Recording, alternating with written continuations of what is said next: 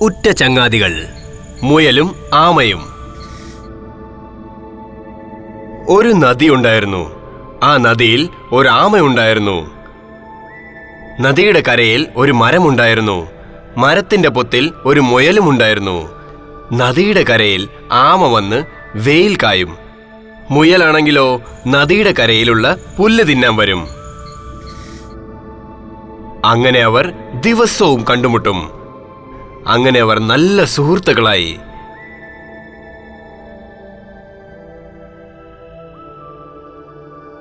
ഒരു ദിവസമെങ്കിലും ആമയെ കണ്ടില്ലെങ്കിൽ മുയൽ സങ്കടപ്പെടും. ഒരിക്കൽ അവർ സന്തോഷത്തോടെ കളിക്കുന്നത് ഒരു നരി കണ്ടു. നരി ഇങ്ങനെ വിചാരിച്ചു, എന്ത് സുന്ദരമായ മുയൽ, എന്ത് തടിച്ച ആമ, ഇവരെ ഞാൻ എങ്ങനെ കഴിക്കും, ഇവരെ എങ്ങനെ പിടിക്കുമെന്ന് അവൻ ചിന്തിച്ചു. ആമ വെള്ളത്തിലിറങ്ങുമ്പോൾ മുയൽ അതിന്റെ മുകളിലിരിക്കും.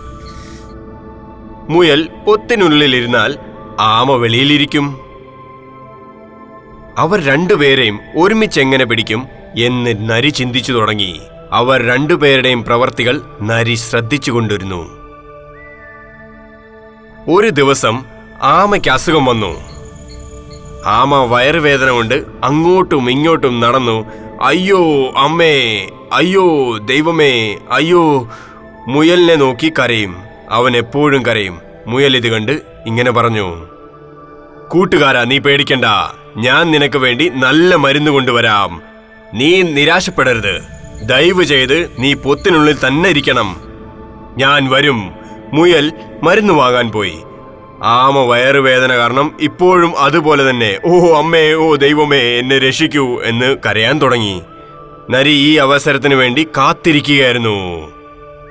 നരി ഒരു വലിയൊരു സഞ്ചി ആമയുടെ പുറകിൽ കൊണ്ടുവച്ചു. അങ്ങോട്ടും ഇങ്ങോട്ടും മേലോട്ടും താഴോട്ടും ഇടത്തോട്ടും വലത്തോട്ടും തിരിഞ്ഞ ആമ മെല്ലെ മെല്ലെ സഞ്ചിക്കുള്ളിനകത്തേക്ക് പോയി. നരി സഞ്ചിയെ ശരിക്കും വലിച്ചു കെട്ടി തോളിലിട്ട് പോകാൻ തുടങ്ങി. നരിയുടെ വീട് മലമുകളിലാണ്. മുയൽ മരുന്നും കൊണ്ട് വന്നപ്പോൾ തന്റെ കൂട്ടുകാരൻ ഇല്ലാത്തത് കണ്ട് അതിശയമായി അവന്. ഓ എന്റെ കൂട്ടുകാരാ, നീ എവിടെയാ?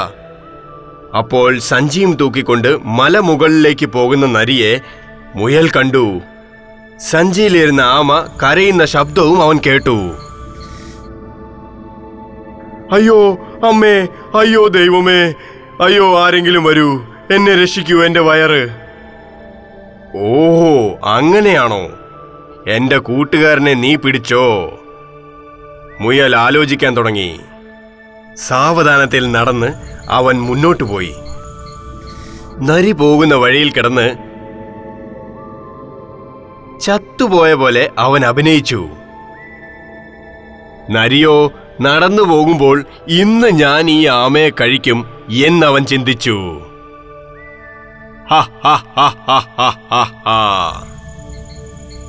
അപ്പോൾ ചത്തു കിടക്കുന്ന മുയലിനെ അവൻ കണ്ടു. എന്റെ ദൈവമേ, മുയൽ ചത്തുപോയോ? അവൻ ശ്രദ്ധിച്ചൊരിക്കൽ കൂടെ നോക്കി. മുയൽ അനങ്ങിയുമില്ല. അത്ഭുതം! വാവ്! എനിക്ക് രണ്ടുപേരും കിട്ടി. ഞാൻ ഇന്ന് നല്ല സദ്യ തന്നെ ഉണ്ടാക്കും. നരി ഇപ്പോൾ വളരെ സന്തോഷത്തിലായി. സന്തോഷത്തിൽ തുള്ളിച്ചാടി. കയ്യിലിരുന്ന സഞ്ചി താഴെ വലിച്ചെറിഞ്ഞ് അവൻ മുയലിനെ എടുക്കാൻ പോയി. മുയലിനെ എടുക്കാൻ വന്ന നരിക്ക് അവിടെ മുയലിനെ കണ്ടില്ല. അവൻ അതിശയിച്ചു പോയി. നരി മുയലിനെ അവിടെ എല്ലായിടത്തും നോക്കി, പൊത്തിനുള്ളിൽ വരെ നോക്കി.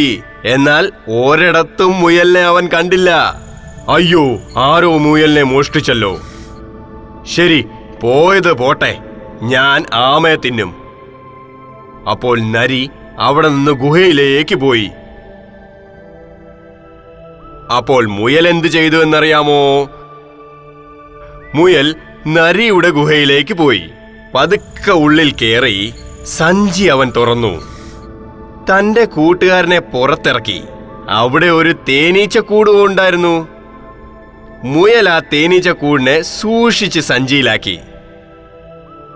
അതിനുശേഷം ആമയും മുയലും ഒരു മരത്തിന് പുറകിൽ ഒളിച്ചിരുന്നു.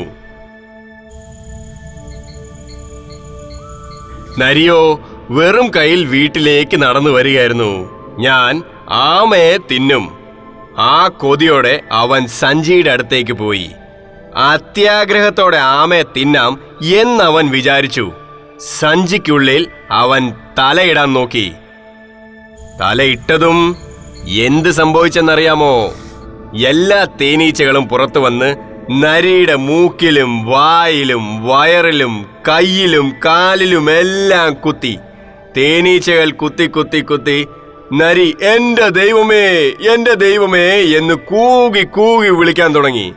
അവന് ഭ്രാന്തായതുപോലെയായി. എന്നവൻ അലറാൻ തുടങ്ങി. നരി എങ്ങോട്ട് തിരിഞ്ഞാലും തറയിലിരുന്നാലും തേനീച്ച ആക്രമിച്ചു. അവസാനം നരി വെള്ളത്തിൽ ചാടി. അപ്പോൾ തേനീച്ചകൾ അവനെ വിട്ടുപോയി.